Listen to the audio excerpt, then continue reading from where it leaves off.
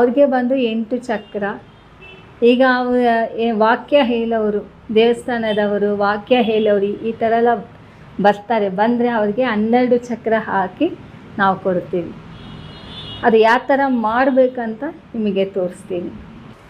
ಈ ಥರ ನೀವು ತಾಯತ್ತು ಬಂದು ಮಾಡಿ ಅದನ್ನು ಚಕ್ರ ಮೂಲಕ, ಆಮೇಲೆ ಆ ಮೂಲಿಕೆ ಇದೆಯಲ್ಲ, ನಾವು ಆ ಬೇರುಗಳು ಹಾಕ್ತೀವಿ ಮತ್ತು ಮೂಲಿಕೆ ಮೈಗಳು ಹಾಕ್ತೀವಿ.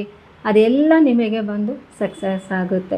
ಒಬ್ಬೊಬ್ಬರಿಗೆ ಒಂದೊಂದು ಸಮಸ್ಯೆ ಇರುತ್ತೆ. ಒಂದು ಕುಟುಂಬ ಸಮಸ್ಯೆ ಇರುತ್ತೆ, ವ್ಯಾಪಾರ ಸಮಸ್ಯೆ, ಆಮೇಲೆ ಮಕ್ಕಳಿಗೆ ವಿದ್ಯಾಭ್ಯಾಸ, ಆಮೇಲೆ ಅವರಿಗೆ ಆರೋಗ್ಯ ಸಮಸ್ಯೆ ಏನಿದ್ರೂ ಸರಿ, ಅವ್ರು ಡೇಟ್ ಆಫ್ ಬರ್ತ್ ಇಟ್ಕೊಂಡು ನಾನು ಬಂದು ಚಕ್ರ ಬರೆದು ಎಲ್ಲ ಸಿದ್ಧ ಮಂತ್ರನೇ ಸಿದ್ಧ ಸಪ್ತ ಋಷಿಗಳ ತಾಳೆಗರಿನಲ್ಲಿ ಹೇಳಿ ಆ ಮಂತ್ರನ ನಾನು ಬಂದು ಉಪಯೋಗ ಮಾಡಿ ಎಲ್ಲರೂ ಭಕ್ತರಿಗೂ ಈಗ ಬಂದು ನಾನು ತಾಯಿ